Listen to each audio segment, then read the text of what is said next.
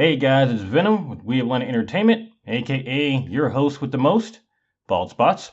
And today I'm here to bring you the first part of a small video series I'm going to entitle Why People Are Mad at Bethesda.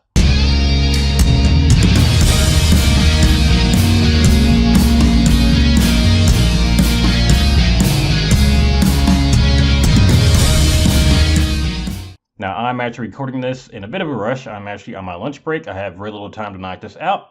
I got my script in front of me, and whereas I am going to start putting my bloopers and such into my videos, it's kind of a little treat. I'm not going to have the kind of time to edit for this one, so whatever happens on this one. All right, so again, I got my script right here. I'm going to try to hit up my points real quick, but there's a few different things that people are upset with Bethesda about involving Fallout 76. Or I should say, Fallout 76 is a casualty of all the shit that Bethesda's been up to lately. And today, the big highlight of this part is going to be mods. There's actually a few things, but mods is going to be the overall category for this little video here. So, before I begin, I've got to put out a few disclaimers. One, while I'm about to drop some very heavy truth bombs on Bethesda, I'm still very excited about Fallout 76, and I will be playing the beta tomorrow on PC. And I'll be playing it because A, I do like mindless crafting survival games, and B, most crafting survival games don't really have a story or path to follow once you get so far in the game. The fact that 76 is a crafting survival game with additional stuff to do in it kind of puts it ahead of games like, Minecraft or 7 Days where you can technically play forever, but there's no real story or anything else to engage you. Yeah, you can play it forever, but again, there's a story in there. Disclaimer part 2. I'm not the first or the last YouTuber who's expressed the following opinions or ideas, although hopefully I'll be able to get them all together in one place and give my own little spin for them. And 3, while much of the criticism is totally warranted and earned by Bethesda, due again to their actions over about the last 4 or 5 years, really, last couple of years in particular involving the Creation Club, I must also state that there are a few things that might not have been such a big deal if it weren't for the modern gaming climate, too. I.e., Bethesda is catching some of the flack because of the actions of other publishers.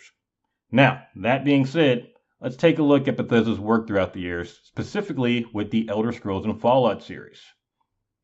Now, we got a small timeline here. May 1st, 2002, Morrowind was released. Of course, Elder Scrolls Morrowind. 2006, on March 20th, Elder Scrolls Oblivion was released. October 29th, I'd put 39th here. October 29th, 2008, Fallout 3 was released. October 19th, 2010, Fallout New Vegas was released. November 11th, 2011, Skyrim was released.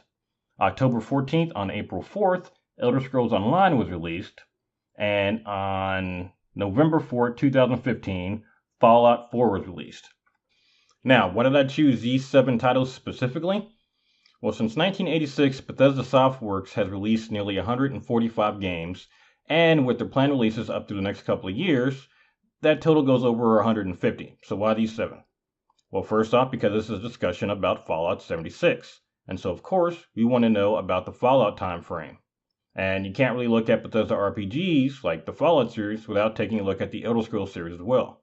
For many of us, especially myself, these 2 franchises are the entire reason we even know the name Bethesda. Now, don't get me wrong, Doom and Wolfenstein and other such games like that have got their own rabid following. And I don't mean rabid in a bad way, they got a pretty good community. And even Prey to a lesser extent, and Rage, although I'd never heard of Rage when it came out, but apparently it was a thing Bethesda did, so whatever, not my kind of game. But when you say Bethesda, Fallout and Elder Scrolls are some of the first things that pop to mind for most people. Then again, I am basing that off my own experience, so for all I know, Star Trek Encounters is what most people think. I doubt it, but in all seriousness, I'm bringing up these 2 franchises because these 2 IPs have some of the biggest communities in gaming. The question is why? And the long and the short of it is the modding community, period. Games like 7 Days to Die, Minecraft, again, Fallout and Elder Scrolls, all have enormous modding communities. These people work hard to bring additional content to games that very likely wouldn't be nearly as big as they are today without them. The one exception may be Minecraft. I mean, even today with all the different mods available for the game, there's still tons of people who play it just vanilla and love it. Now, modders not only add additional content to these games, they also do something that Bethesda seems either unwilling or unable to do. They fix bugs. I mean, what are the top 3 things Bethesda RPGs are known for? A vast, sprawling landscape? Check. Usually an engaging story with plenty of side quests to do and replayability. Oh yeah. Bugs so massive that in many cases they completely break the game's story and in other cases corrupt your save file. You bet your sweet chocolate covered Pip-Boy they do. Now Skyrim has been released 7 times, I believe, as of me making this video, and every new release, notably the VR and on Switch, have included the same bugs from the original game. Now, all that being said, not only have modders fixed the bugs in Skyrim, or at least as many as they can, seeing as how the creation engine is older than my mother is and has twice as many gray hairs. Sorry, Mom. But they've fixed bugs and added content to all the other games on this list. Morrowind, Oblivion, Fallout 3, New Vegas, and 4. Hell, even Elder Scrolls Online has different kinds of add-ons that don't directly affect gameplay per se, but will change the way your character and your screen looks to you. I mean, it adds map markers to the game. Back when I played Elder Scrolls Online, there was an add-on we can get to mark all the sky shards on our maps and even mark the books. If you never played Elder Scrolls Online, sky shards, you find 3 of them, you get a free skill point, and reading books is how you advance through the Magic Guild in the game. And yes, again, I know Elder Scrolls Online was technically made by Bethesda's parent company, ZeniMax, but just go with me, I'm trying to make a point. Now, what am I getting at with all this? Well, I'm working my way into my prediction, and that prediction is this. If Fallout 76 doesn't allow total and complete mod support, as well as allowing players to make, own, and control their own servers, then Fallout 76 is going to become the bastard child of the Fallout and Elder Scrolls lineup. And it's going to be that weird game nobody talks about, and no one's ever going to admit to wanting, or no one's ever going to admit to having played, or been excited about having played, none of that. You see, right now, Bethesda is planning to allow people to rent personal servers, but not to create their own. They're claiming that we'll be able to do whatever we want and mod our servers however we want to, but they'll still be under Bethesda's controls, and we'll have to rent those servers from them. Which basically means that if Fallout 76 doesn't perform as it is in the vanilla version, it's possible we may never get personal servers, or that those servers are going to be short-lived. Imagine if 76 flops in the first week and it doesn't sell. We're not going to get those personal servers.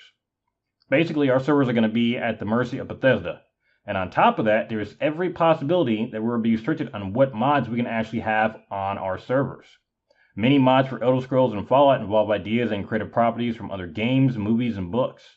One good example is the Thomas the Tank Engine mod for Skyrim ended up having to be pulled from the Nexus of all places.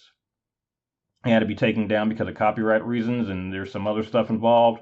I'm too lazy to go through and too crunched for time to go through and get the whole detail of that story, though that is one I'd suggest you might check out. But there are tons and hundreds of mods that involve other creative properties or ideas. I mean, it's hard to find one of the games on the list here except maybe Elder Scrolls Online. They all have stuff from Star Wars, lightsabers, Darth Vader, Cloud's Buster Sword from Final Fantasy VII. Even Batman as followers for almost all of these games are just a few of these ideas. Now, while we enjoy these mods for the PC versions of these games, there's no way I think Bethesda is going to allow these mods to be on servers that they control, because they'd probably be opening up themselves to lawsuits. Hell, if you need proof, look no further than the Creation Club. Any mod uploaded to that can't have any other creative property in it. I'm sorry, intellectual property. And speaking of which, the damn Creation Club. There's also every probability that Bethesda is going to be using the Creation Club for Fallout 76. And the Creation Club is Bethesda's paid mod service. For those that don't know, the Creation Club is a mod service that allows mod authors to submit mods to Bethesda, who then turns around and buys the mod from players, if I'm not mistaken, and then charges other players for these mods. This is how Bethesda was able to add mods to Xbox One and PS4, and is an additional way you can get mods for PC, although most of us using PC either use a Nexus or, you know the other website if you're a modder. We don't mention that website. Now, the club is more detailed, or there's more details to the Creation Club than that, but again, I'm being lazy and I'm in a rush right now.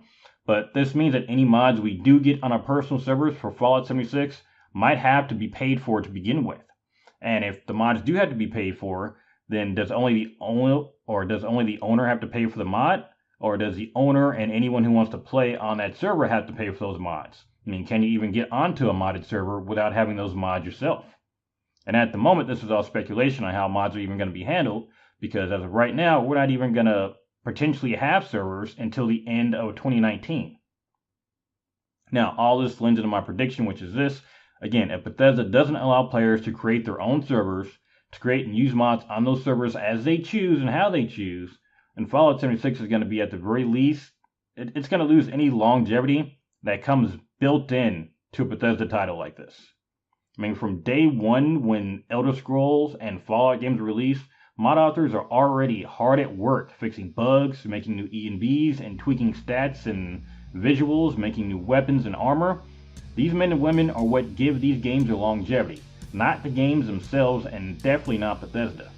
Yes, these games tend to have a bit of replay value, but after 2 or 3 playthroughs with no mods, most people are done. It's the mods that keep us coming back 2, 3, 4, even 5 years after a game's release. Hell, I'm doing a playthrough of Skyrim right now on my channel. And yes, DLC is usually great for these games, Fallout 4 of course being the glaring exception, but it's the community who busts their asses on the mods that make these games truly great. Now, again, while I am still excited for Fallout 76, and more importantly for its potential, I don't really consider it a true Fallout game. Most people don't. Not without the main component of what makes a Fallout game a true Fallout game, or an Elder Scrolls game a true Elder Scrolls game, that community. So Bethesda better have one hell of a plan for this game, because without that built-in community that they so desperately rely on, and don't fool yourselves Bethesda, if you happen to hear this video, your modding community is what makes your games, then Fallout 76 might just become another intellectual casualty of the gaming world. Now, thank you for coming by. Again, this is my unedited video created during lunch, or the audio portion at least. I'll put this together tonight when I get off work and make sure it is released before my stream. Thank y'all for coming by.